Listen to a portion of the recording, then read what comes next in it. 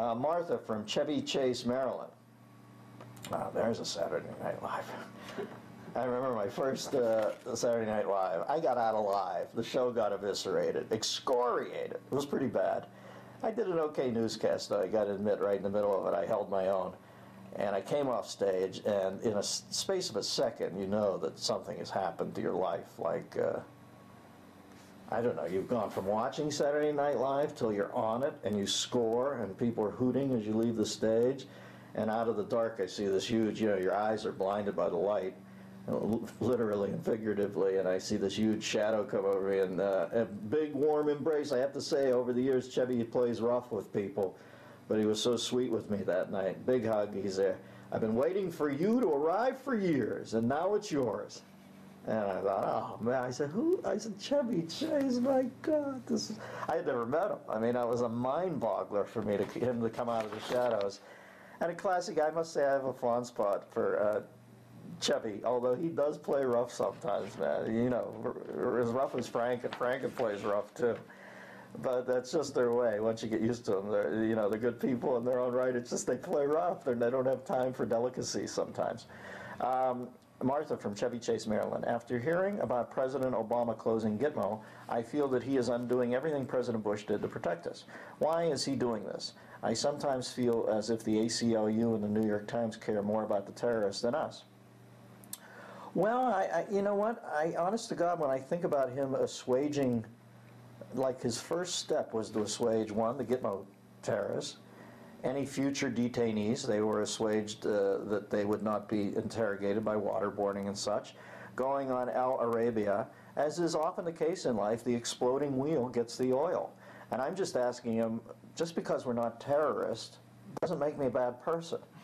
I know you want to reach out and embrace me, but you can't, because at this point I don't have a Ramsey El Kabong name or whatever. But there's something to be said for the home team too, my friend. Gitmo to me is like Vegas. What happens there should stay there.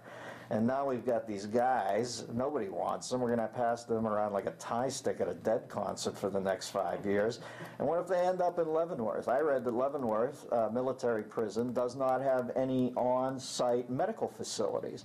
Well, they're going to have to go out of their way to for God's sakes, we're building cells now that face Mecca and giving prayer rugs and all that stuff because we're in the politically correct business. Where do they take that? Where do they take the local Doc Jenkins out there in Leavenworth, Kansas? Put them in the Westphalia van, drive them over here. Hey, Doc Jenkins, this is Khalid. He gouged his eye out with a melon scoop because he glimpsed a chick's ankle. Can you patch him up? Yeah, let me take care of him. Walk on it, Khalid. I mean, it's just a mess. They're right where they should be. We should keep them in Gitmo. I don't know why the contrarian thing. All I can tell you is, Martha, it upsets me as much as it upsets you. I shake my head and think, what is our vigorish for being good American citizens? Why do they get access, possibly, to our legal system? Why? I mean, what? It took them twice to get OJ. How many times is it going to take these guys when they start bitching about not getting their Miranda rights in the field of battle? I hope the soldiers are analyzing all this and saying, listen, it's a zero-sum game for us to send these guys back that way. We best take care of it out here. I think it's going to lead to more frontier justice, as they say. But it is a bit of a heartbreak. I mean, for Barack Obama, that's his low moment. Granted, it's only been a month, but to meet with the parents of the kids who died on the coal the day after you dropped charges against the man who said he blew up the coal, the day after? O'Reilly had a blind spot on this too, where he told me, well, I know that doesn't, I said, really? That seems like the ultimate insensitivity to me.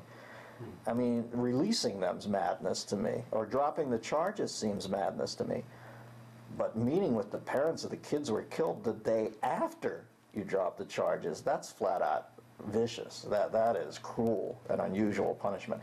That is the sort of thing that Geneva would prohibit that you do against the terrorist.